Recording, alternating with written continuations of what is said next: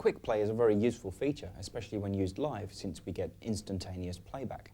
However, using quick play, we can't make any edits to the songs.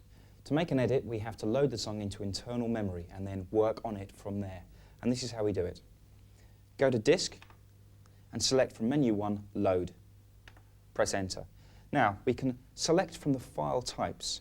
You can see here Song, Track, SMRC, that's the older song file format, or Sound. Okay, well, let's go to Song. File name, this is where we select the particular song that we want to load. Let's try loading song number 2 off the demo disc. Press Execute. Loading. So we get a percentage of completion, and it doesn't take very long, just a few seconds, and it's done. And you can see now, on the sequencer display, the loaded song name is up here. So that's now stored in memory. We can then take that data and manipulate it using the edit controls. We can mute parts and so on. Here's song number 5 of the demo disc. Let's have a quick listen.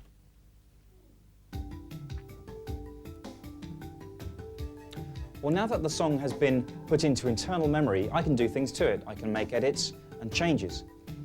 One of the things I can do is mute each of the individual sequencer tracks using these buttons down here, switching each part on or off, part 9, part 10. And you can see in the track display which parts are active. If they're not, then they've been greyed out. If they are, then they're in bold. Let's switch the other parts back on. Alternatively, I can use the Shift control in conjunction with the part buttons to create a solo of each part. Part 9, part 10, part 1, and so on. Okay, well, let's take a brief look at the performance that's used for this song. Pressing performance, we see User 1 Saga. Well, this actually is a temporary performance that was loaded in automatically during the first 2 measures of the song. If I select a different performance, then go back, I've lost the performance. It was simply in temporary memory. But that's fine, because it means whenever the song is played back, the appropriate sounds will be loaded automatically. So, once again, playing the beginning of the song should give us our performance back. Stop the sequence, go to performance, and there we go. Our temporary performance is reloaded.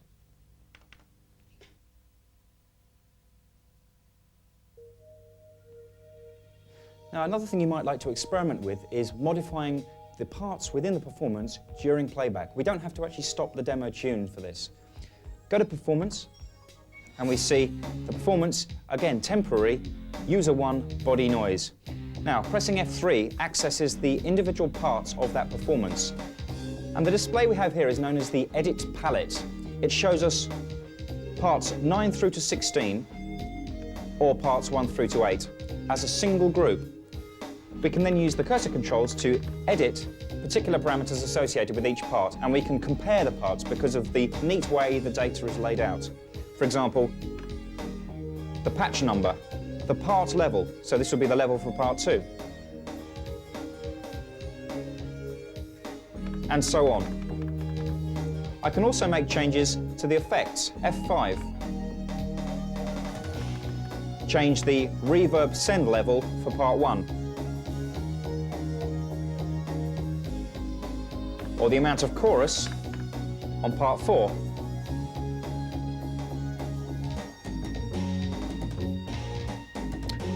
An alternative to using the edit palette is to go straight for the particular part and view all the information associated with that one part.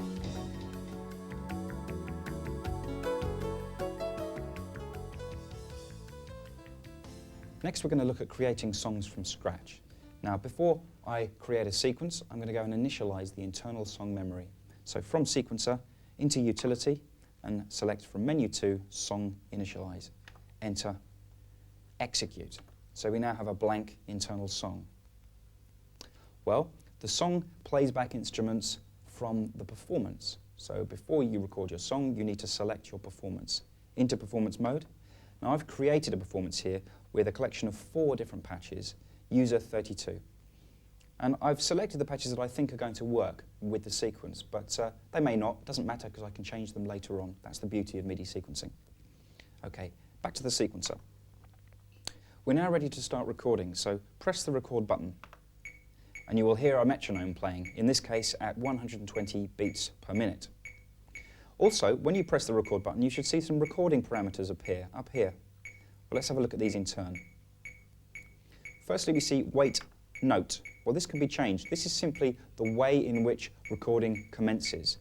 In this case, as soon as I play the keyboard, the machine will drop into record. But I could choose to have a 2-bar count-in or a 1-bar count-in. Over here we have the recording mode, in this case mix recording. I could change that to replace recording. All it means is when I'm mix recording, if I go back over the same track, I can add more MIDI events. It won't overwrite anything that was previously recorded, whereas with replace, it will. I prefer to use mix recording when I'm recording in loop mode.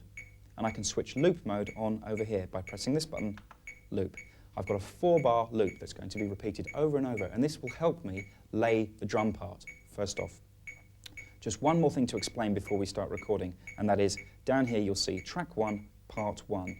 The part number will normally correspond to the track number, so that if we're recording parts 10, we'll put it down on track 10. Nice and logical. It is possible, however, to change this and work in another way, but for my purposes, this is the way I'm going to choose to work. So select part 10, using the part select buttons down here, and as soon as I start playing, we will drop into record. So.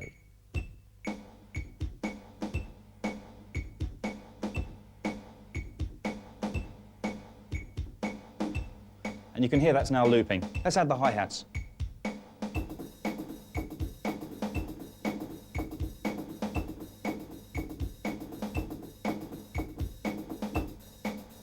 Now, you'll notice that although I played the hi-hats out of time, they've been miraculously pulled into time.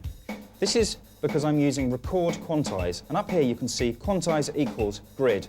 Well, I've set up a 16th note grid template before I started, so any inaccurately played notes are pulled into time. Very, very useful feature. Okay, now without stopping the sequence, I can find other percussion instruments and record those, but I don't know where they are on the keyboard, so I'm going to press F6 and go into rehearsal mode.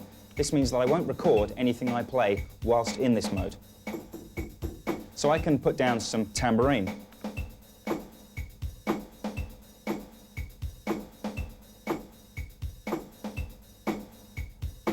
Again, back into rehearsal mode.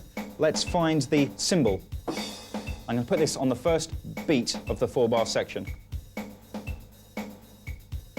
1, 2, 3, 4. Okay, so that's the drums finished with. I'm now going to change the part that I record to the bass part. So using these controls down here, select part 1. This is my bass sound. Again, let's rehearse. That's the sound. Now at this stage I could use the arpeggiator. Let's see what that sounds like.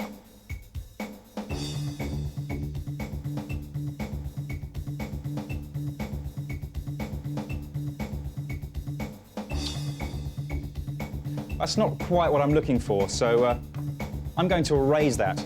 I can erase in real time by pressing F5. It says real-time erase, push keyboard or F6. Well, I'm going to use the keyboard. Just hold down the notes that I want to erase, and the bass part disappears.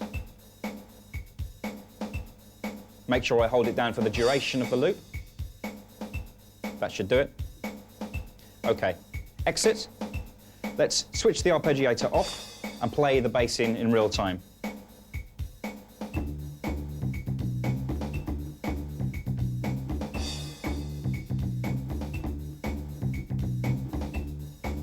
And that, again, is now looping. Let's select part 3. This is a keyboard part.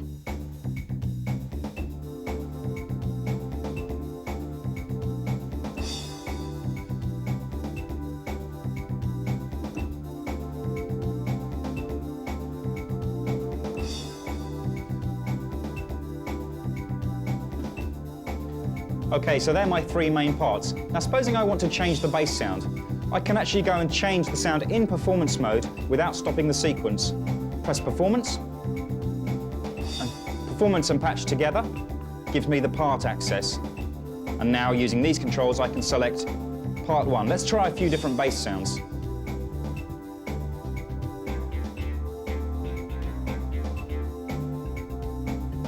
Well, I think my original sound was probably the best one, so I'm going to go back to that.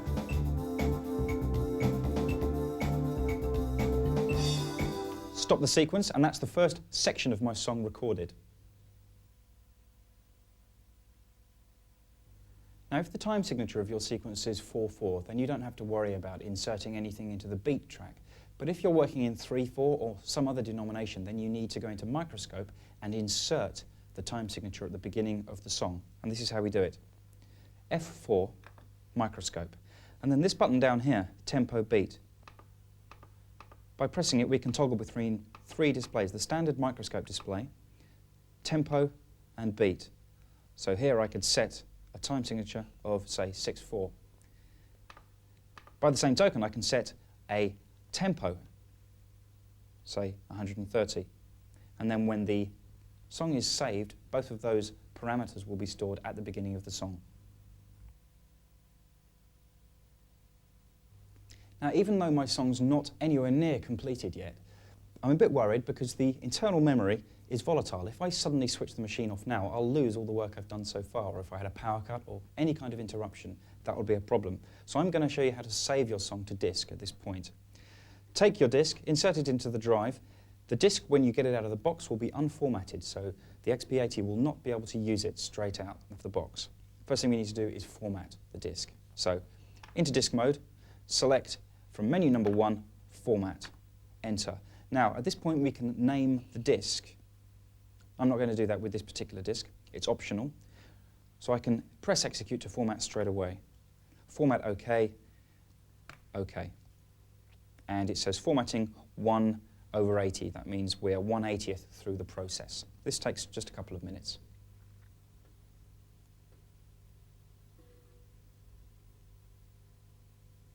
So that's complete. Exit, and now we're ready to save the song. Menu 1, Save. Enter. Well, at this point we can change the file name. It defaults to song 000, meaning it's the first song on the disk, and that'll do for me, for the time being at least. So, execute to save the song. However, we have an option up here. We can choose to save the song only or the song and sounds. Now, if we choose to save song and sound, there'll be data in that section setting up the performance exactly as I had it when I recorded the song. Even if I've subsequently erased that performance from the internal memory, it's a temporary dump of the performance that was used. So that's a fantastic idea, and I'm going to do exactly that. F6, execute, saving, and it takes no time at all. So what I would recommend is that every 10 minutes or so when you're working, save the song, almost like an auto-save. It just means that if anything does happen, if your machine gets unplugged, at least you'll only have to backtrack 10 minutes worth of work. Now, once you've made your recording, we can go in and isolate data on particular tracks and perform edits. Things like erase, delete, insert, and so on. So let's have a look at track erase. How do we do it? Well, let's suppose we want to get rid of a couple of the bars in the bass section. F3, track, edit. Menu 1, erase, enter. Now, target track. Well, I recorded the bass on track 1, so I select track 1. From which measure would I like to start erasing? Let's say measure 2. And how long do I want to erase for in terms of measures? Do I want to erase just for one measure at measure 2, or for the whole recording from measure 2? And then the type of MIDI message that I want to erase. It might be note data, but it might not. You can target any of the other kinds of MIDI message using the status control. Let's set it to note. And if you're erasing notes, then you can specify the range of notes to be erased. So perhaps you want to cut away everything above a certain point on the keyboard. This is where you specify the range. And finally, you can specify the channel. Well, if you're recording onto track 1 and it's part 1, the chances are the channel will also be 1. But it doesn't have to be. It could be anything. It's possible to record all 16 channels onto one single track. So once you've created the region, the type of message, the status, and so on, you then press F6, execute, and that will erase permanently what you've done. However, if you find you've made a mistake and you've erased something you didn't want to erase, you can always get what you had back by pressing undo, redo. This will remove the last edit made. and this function will work when changing parameter values in any kind of edit mode. Now, when I was recording earlier on, I simply recorded a 4-bar loop. That's not really enough to make a song, so what I'm going to do is take that section and duplicate it many, many times, copying itself back onto itself as many times as I want to create the song. To do that, we're going to track edit once more, this time selecting copy from menu 1. Enter. Now, the source of data to be copied, all tracks, I want to copy all of those parts. So track all, measure, well, from measure 1, the beginning of the song, four measures. Destination, where do I want to place the copied data? Well, I'm going to make a but edit, so I'm going to, once again, destination track all, measure, where do I want to put it down? Measure 5. Moving down here, how many times would I like to copy? Well, let's say, for argument's sake, 10 times. Next, the copy status. I could just copy the note data, or just the polyphonic aftertouch, but I'm going to go for everything. And then finally, which MIDI channel do I wish to copy? Again, all MIDI channels. Execute on F6. Takes a short time to perform. And done. Let's see what that sounds like. Remember, initially I just had 4 bars of material.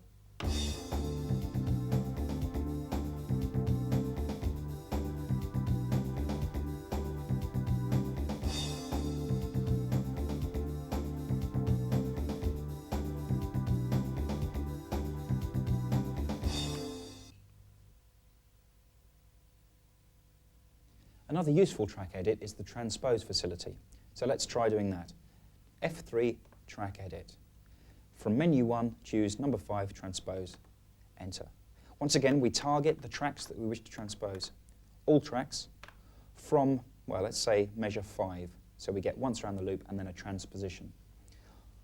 4 measures. The note range, well, I want to transpose all available notes, so I'm going to take the whole range, C-1 to G9. How far do I want to bias? How far do I want to transpose? Well, I'm going to take it up 3 semitones. And I want all MIDI channels to be transposed. Once again, I could isolate a channel for transposition, but in this case, all. Now, this is important. Channel for exclude.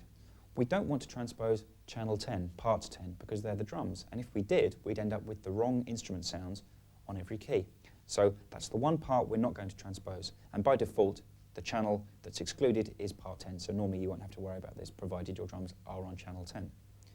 Execute, F6. Exit, and let's have a listen.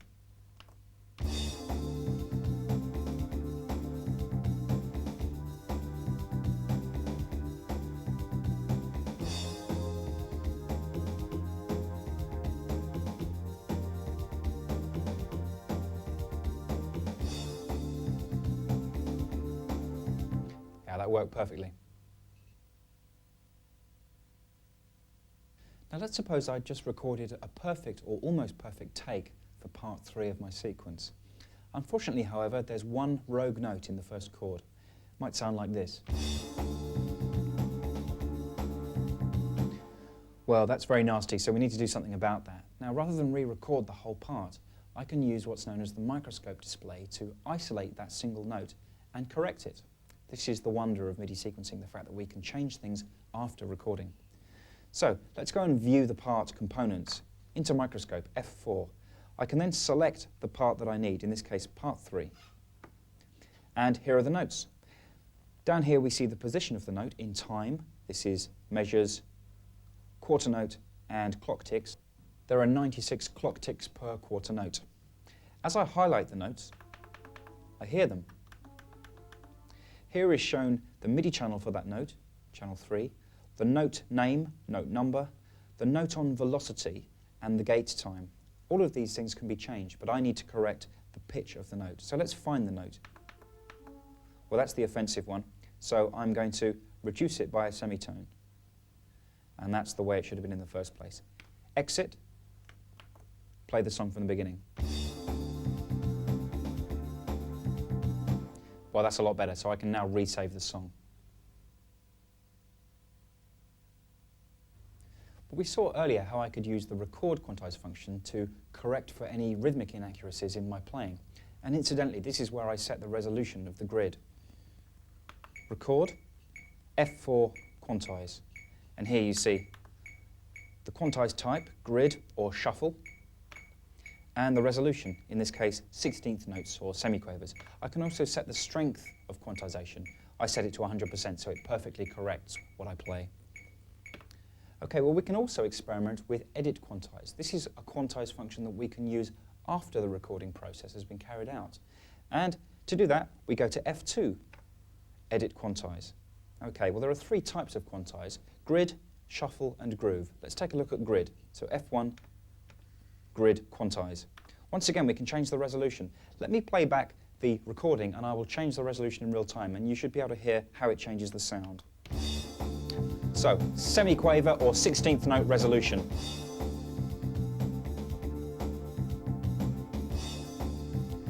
Triplet quavers or eighth notes.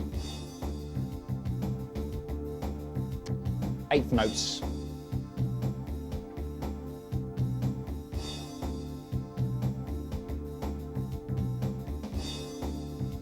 And so on. So a very dramatic effect just by changing the resolution of the quantize. Now shuffle quantize is essentially the same as grid, but it will give me a swing feel overlaid. So once again, I'll try changing the rate, in this case, of the shuffle quantize. As I increase the percentage, I get more and more swing feel.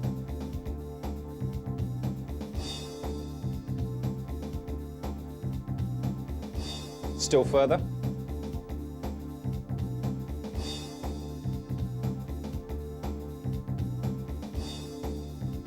You can hear how effective that is. Now, the quantized templates are most effective when used on bass and drums, and in order to target a specific part, we can use this control over here. Once again, the display shows little circles. These correspond to the parts selected for processing, and I can switch them on and off using track select buttons over here. So let's just isolate or target part 1 for the bass and part 10 for the drums. And now we're going to move to groove quantize, which is under F3.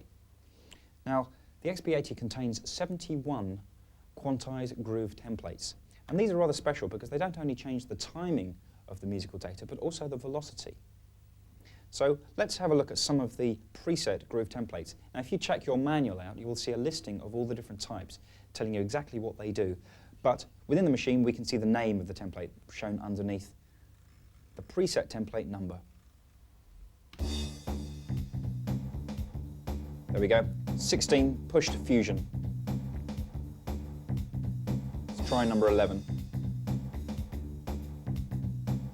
Slight variation in the timing and velocity.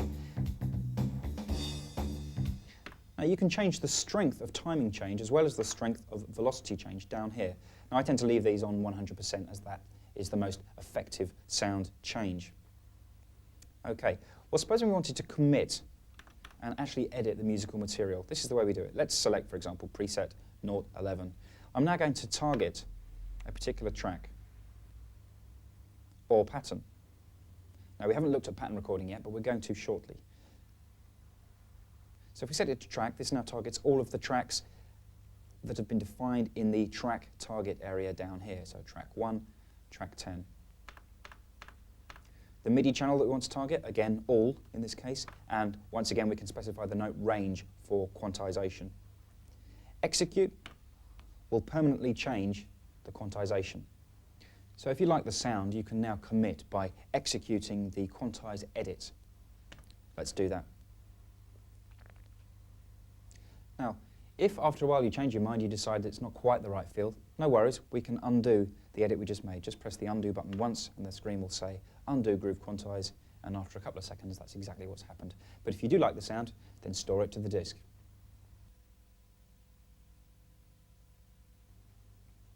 Now it's possible to record in real time various changes made to any of the parts using the sound palette. To do that, we first go into record ready and check that we're still in mix recording mode, because if we're in replace, this won't work at all. Okay, next isolate the part that you'd like to modify. Well, let's change the level of the bass in real time. So part 1 is the bass, sound palette, level. Start the sequence recording.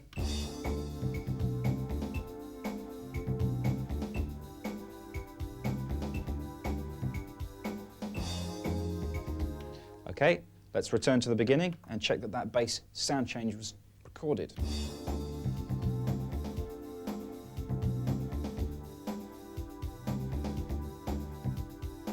Yeah, it works very well, but if you don't do it particularly well, if you don't move the slider in the right way, you can always hit the undo button. So let's get rid of that real-time recording. Okay, let's try exactly the same thing on the keyboard pad, but this time I'm going to modify the filter and cutoff rather than the level. So, to the sound palette, filter. Select the part 3, record ready, start the sequence playing. Increase the resonance.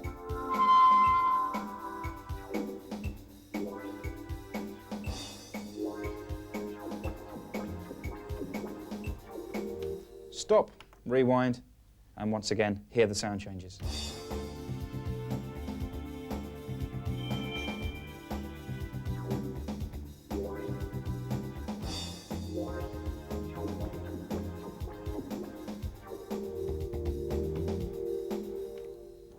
Well, obviously there I'm exaggerating the sound changes so that you can hear exactly what's going on, but it's a particularly useful tool to be able to automate the sound palette.